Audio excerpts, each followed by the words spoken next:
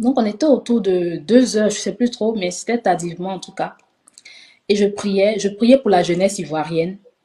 Et pendant que je priais, j'ai vu une jeune fille qui était en train d'avoir des relations sexuelles avec un homme. Et en fait, oh, Seigneur Jésus, c'est tellement dégueulasse ce que j'ai vu.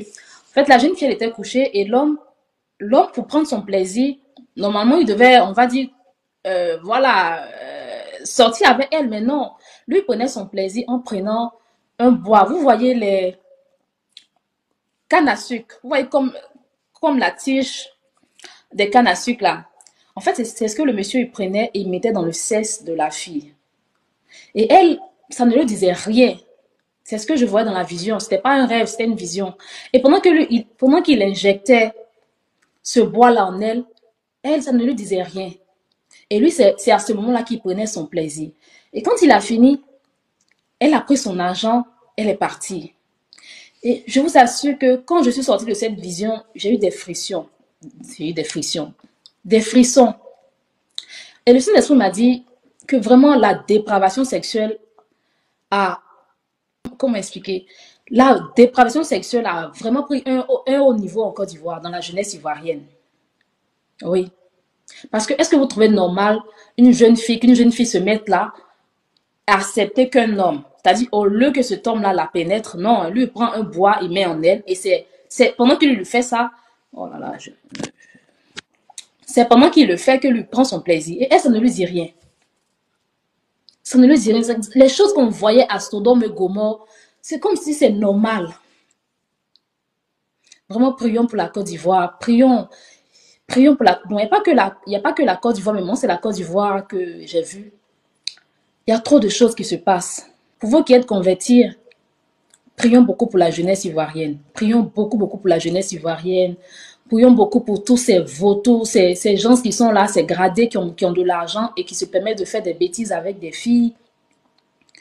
Et les filles, elles se disent que, ah non, moi, c'est juste, je veux juste répondre à un plaisir sexuel, à son besoin, mais non, c'est des incantations démoniaques. Est-ce que c'est normal? Shalom, ma soeur, est-ce que c'est normal qu'un homme, au lieu d'aller directement avec une soeur, non, il ne le fait pas, hein, mais il préfère mettre un bois en elle, ou il préfère faire caca sur elle,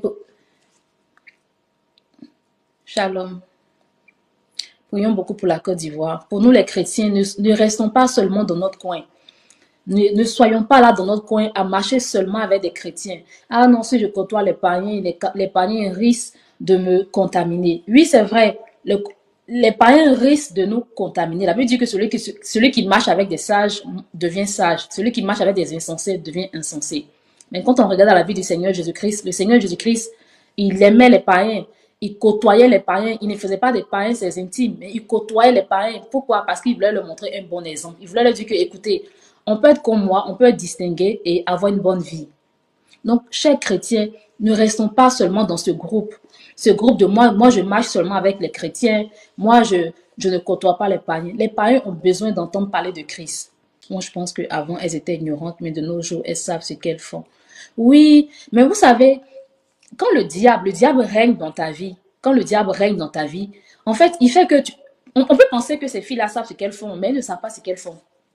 Quand Satan il règne en toi, tu fais des choses sans t'en rendre compte. Tu te dis, ah non, mais c'est la jeunesse, il n'y a rien de mal. Hein. Et c'est Satan qui te met ça en tête.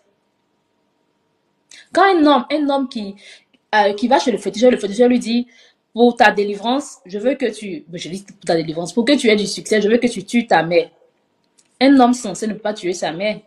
Moi, quand j'étais dans le monde, je faisais ça, ça me disait rien. Le fait d'aller voir, le Seigneur m'a fait des bêtises, oh là là.